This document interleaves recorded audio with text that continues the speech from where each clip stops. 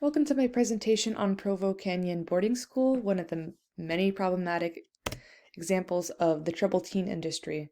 So the troubled teen industry has undergone much scrutiny, mainly because of its unethical practices that survivors allege, as well as its questions of effectiveness. When I mean troubled teen industry, I mean conversion camps, military camps, etc. So let's just jump into it. So background on Provo Canyon School, it was an all-boys school founded in 1971 in Utah from boys ranging to 11 to 17, but eventually they expanded locations to include all-girls schools as well. Their website is still up and running as of this date and boasts to treat a multitude of mental health concerns, even, ironically enough, PTSD. Furthermore, there's a very costly treatment plan, and the website boasts nearly 5-star ratings and no mentions of any such controversies it's been faced with. So let's get into what those are. But before we do that, we have to establish that there's been a lot of questions as to if these discipline interventions like these programs have been even doing anything to help prevent teens.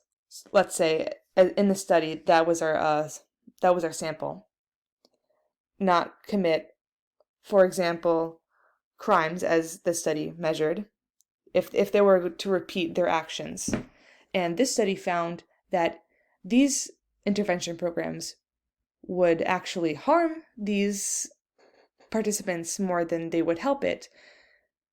And other data also suggests this limitation of these programs and these facilities.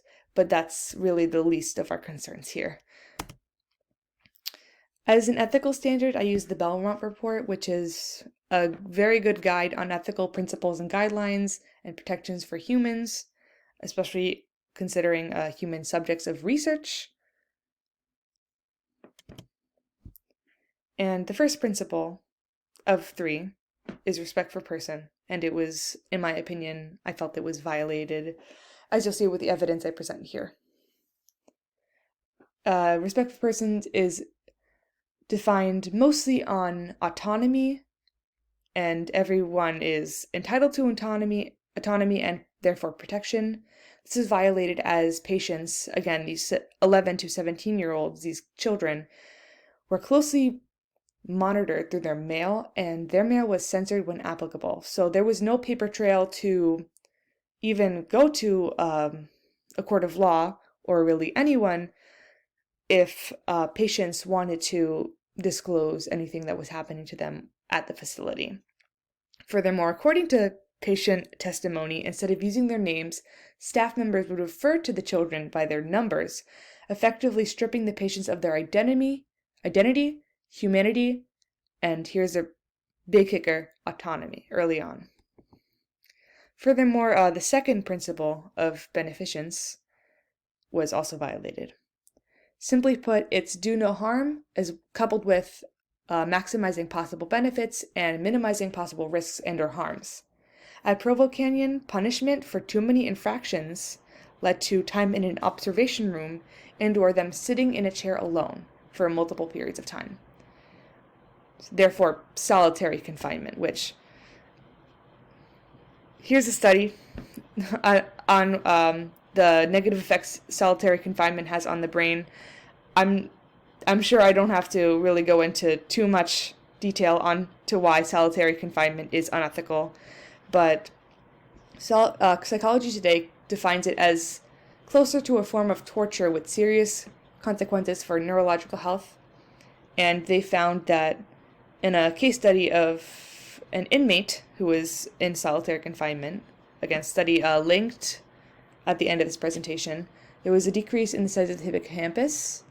So linked to learning, memory, spatial awareness, also amygdala increase in activity, therefore stress, fear, and it's just not looking good for those brains, especially these children who are 11 to 17. Their brains aren't even fully formed yet. Furthermore, Principle 3 was violated of justice, and the Belmont Report defines justice as when some benefit, or injustice, as some benefit to which a person is entitled is denied without good reason or some burden is imposed unduly. Paris Hilton, a vocal advocate and survivor of the school, claimed the staff got off on torturing children, and staff allegedly gave patients medication without them knowing what they were even taking.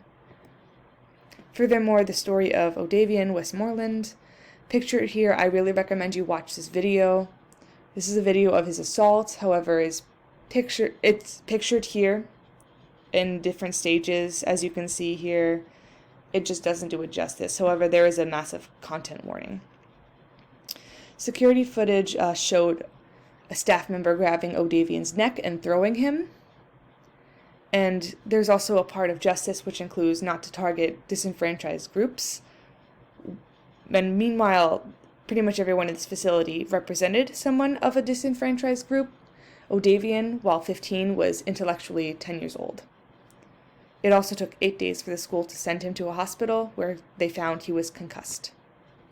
In conclusion, Provo Canyon School is a microcosm or a mini-sized example of the troubled teen industry as a whole, and there's evidence suggesting that these institutions can do more harm than good when it comes to just evidence in general and studies, but it also follows that this one bite-sized example violates the Belmont principles extremely, and this is only a handful of examples of what we know. Like I said, with the paper trail, there is not much evidence aside from all of this alleged testimony from the survivors, which there are a lot, and that's extremely concerning. But ever since Paris Hilton has spoken up, there's been a lot more attention when it comes to facilities like these, especially Provo Canyon, which actually Paris Jackson has attended. So she also had a documentary on her experience on YouTube, which I highly recommend you check it out. Here are my sources. Thank you for watching.